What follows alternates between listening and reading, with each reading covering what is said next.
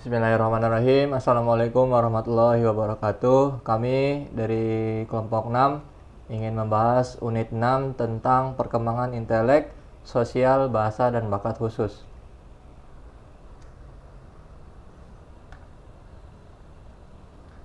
Yang pertama ada perkembangan intelek. Intelek merupakan daya upaya untuk atau potensi untuk memahami sesuatu hal yang menggambarkan kemampuan seseorang dalam berpikir atau bertindak secara abstrak. Kesanggupan mental untuk memahami, mengamati, menghubungkan suatu kemampuan secara efektif. Pembahasan tentang intelek tidak akan terlepas dari inteligensi. Intelek anak tidak mudah diukur karena perkembangan kemampuan berpikirnya tidak dapat dilihat. Anak melihat kenyataan berdasarkan informasi yang terbatas. Namun, perkembangan intelek atau inteligensi anak dapat diukur melalui tes inteligensi. Melalui tes inteligensi, ahli psikolog dapat memahami kemampuan intelek seseorang yang dibawa sejak lahir. Dengan adanya tes inteligensi, akan diperoleh angka-angka sehingga dapat ditemukan presentasi atau prestasi individu pada skor IQ tertentu. Namun, hasil dari tes inteligensi kurang efektif untuk memprediksi prestasi di luar akademik. Jadi, orang yang memiliki kemampuan intelek baik belum tentu memiliki kemampuan prestasi di luar akademik yang baik juga. Begitu juga sebaliknya. Orang yang memiliki kemampuan intelek rendah belum tentu memiliki kemampuan prestasi di luar akademik yang rendah juga.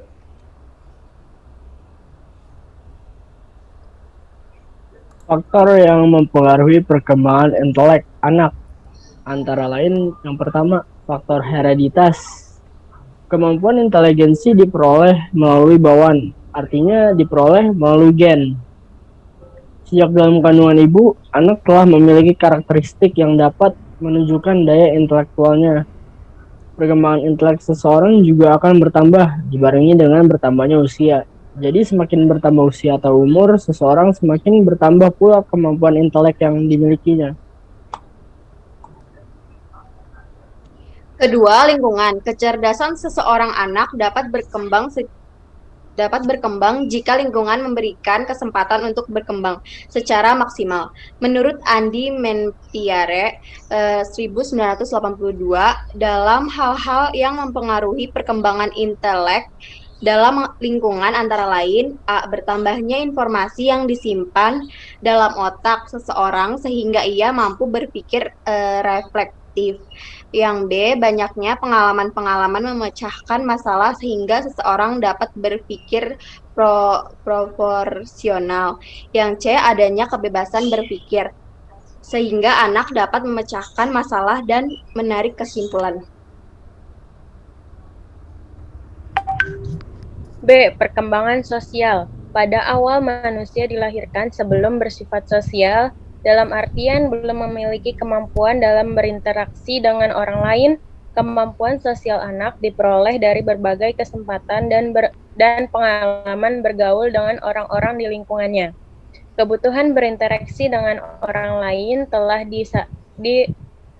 dirasakan sejak usia 6 bulan. Di saat itu mereka telah mampu mengenal manusia lain, terutama ibu dan anggota keluarganya. Anak mulai mampu membedakan marah atau tidak senang mendengar suara keras dan kasih sayang. Sunarto dan Hartono tahun 1999 menyatakan bahwa hubungan sosial atau sosialisasi merupakan hubungan antar manusia yang saling membutuhkan. Hubungan sosial mulai dari tingkat sederhana dan terbatas, yang disadari oleh kebutuhan yang sederhana. Semakin dewasa dan bertambah umur, kebutuhan manusia menjadi kompleks dan dengan demikian tingkat hubungan sosial juga berkembang amat kompleks. Dari kutipan di atas dapatlah dimengerti bahwa semakin bertambah usia anak, maka semakin kompleks perkembangan sosialnya. Dalam arti mereka semakin membutuhkan orang lain. Tidak dipungkiri lagi bahwa manusia adalah makhluk sosial yang tidak akan mampu hidup sendiri. Mereka butuh interaksi dengan manusia lain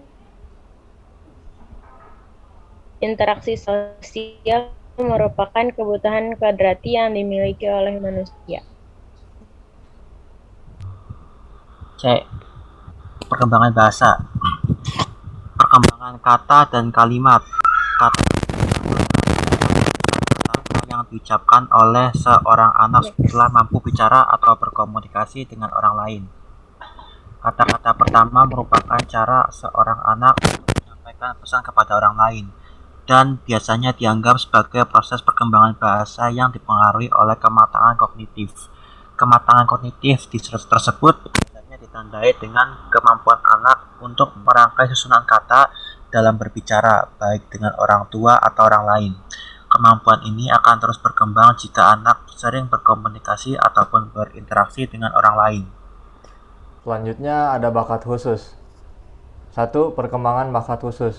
Pada akhir masa remaja, anak sudah banyak memikirkan tentang apa yang ingin ia lakukan dan apa yang mampu ia lakukan. Makin banyak mendengar tentang macam-macam kemungkinan, baik dalam bidang pendidikan maupun dalam pekerjaan, dan membuatnya ragu-ragu mengenai apa yang sebetulnya paling cocok baginya. Dengan pengenalan bakat yang dimilikinya dan upaya pengembangannya dapat membantu remaja untuk dapat menentukan pilihan yang tepat dan menyiapkan dirinya untuk dapat mencapai tujuan-tujuannya. Oke, yang kedua, pengertian. Bakat atau aptitude merupakan potensi dalam diri seseorang yang dengan adanya rangsangan tertentu memungkinkan orang tersebut mencapai sesuatu tingkat kecakapan, pengetahuan, dan keterampilan khusus. Pengertian bakat menurut para ahli adalah yang pertama, dari William B. Michael. Kemampuan individu melakukan tugas sedikit atau tidak tergantung pada latihan sebelumnya. Yang kedua, menurut Bingham, kondisi atau seperangkat sifat-sifat yang dianggap sebagai tanda kemampuan individu untuk menerima latihan atau respon. Dan yang terakhir, yang ketiga, Guilford, bakat mencakup 3 dimensi psikologis, perseptual, psikomotor, dan intelektual.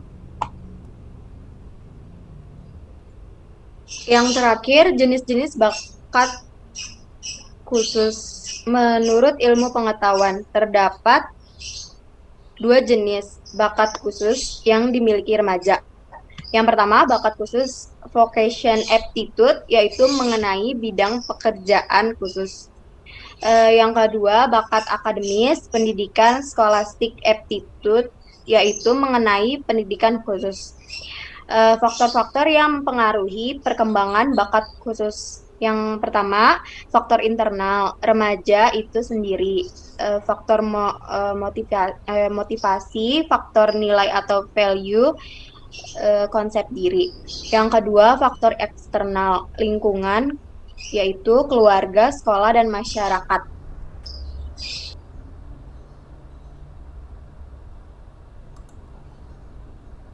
Baik, sekian presentasi dari kelompok kami mengenai unit 6.